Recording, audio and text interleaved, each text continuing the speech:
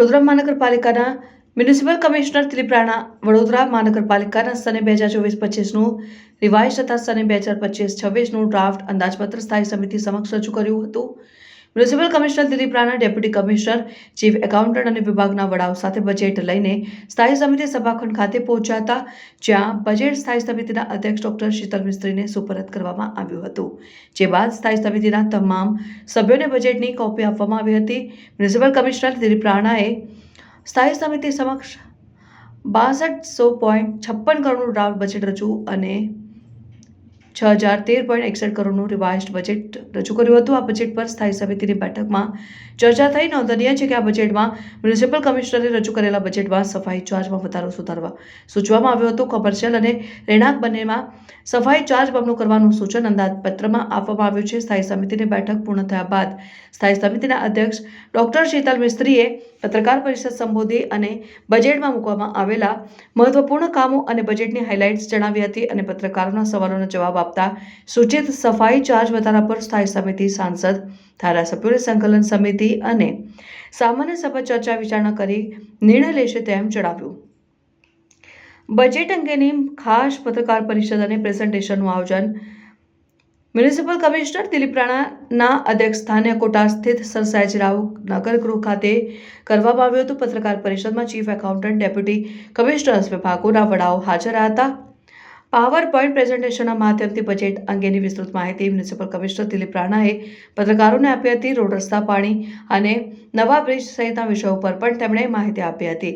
પત્રકાર પરિષદના અંતમાં પત્રકારોના અનેક સવાલોના જવાબ મ્યુનિસિપલ કમિશનર દિલીપ રાણાએ આપ્યા હતા. વડોદરા સંસ્કારી નગરી, મહારાજા સયાજીરાવ ગાયકવાડની નગરી, જેમાં આજે માન્ય કમિશનર દ્વારા 24-25નું રિવાઇઝ બજેટ કે જે 5558 કરોડનું હતું એ રિવાઇઝ કરી અને 6013.61 કરોડ કરવામાં આવ્યું છે. અને આવનારા વર્ષ 2025-26નું ડ્રાફ્ટ બજેટ 6256 કરોડનું રજૂ કરવામાં આવ્યું છે. બજેટ ખૂબ સમતોલ છે.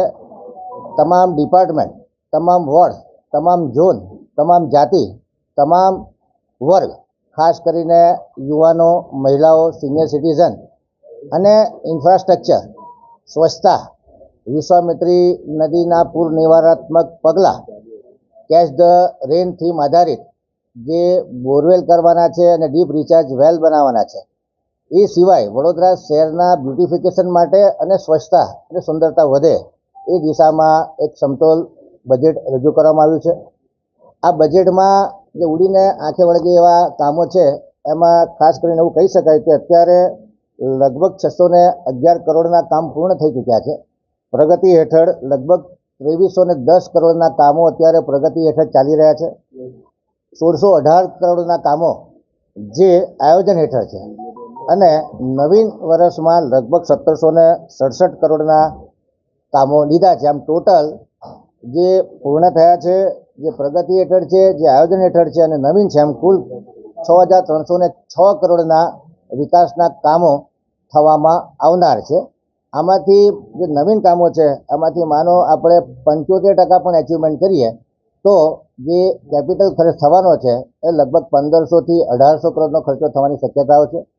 ગત વર્ષે અમે લોકો જે 1200 કરોડનો ખર્ચો કર્યો છે એ 1500 કરોડ સુધીનો ખર્ચ કરવાની દિશામાં આગળ વધી રહ્યા છે. છેલ્લા 10 વર્ષનું જે એવરેજ છે એ 650 કરોડ રૂપિયાનું હતું. એના બદલે કહી શકાય કે કામની ગતિમાં બેવડો વધારો થયો છે, એટલે સ્પીડ અને સ્કેલમાં વધારો થયો છે. નાગરિકોની આશા આકાંક્ષાઓ પ્રમાણે આ વખતે 1980 જેટલા સૂચનો અમે પાર્ટિસિપેટરી બજેટના ભાગરૂપે રજૂ કર્યા હતા, લોકો પાસે મંગાવ્યા હતા અને કહેતા આનંદ થાય કે લગભગ 10 કે 15% સૂચનો એવા છે કે જે અન્ય સરકારી વિભાગને લગતા છે અથવા સ્વીકારવા પાત્ર નથી. બાકી મોટાભાગના સૂચનો 26% જેટલા સૂચનોનું અમલીકરણ થઈ ગયેલું છે. 14% સૂચનો બજેટમાં સમાવેશ કરેલા છે અને 32% સૂચનો સ્થાયીના સભ્યો અને જે બજેટની ચર્ચા દરમિયાન કરવાપાત્ર લાગશે તો એને ઇન્ક્લુડ કરવામાં આવશે.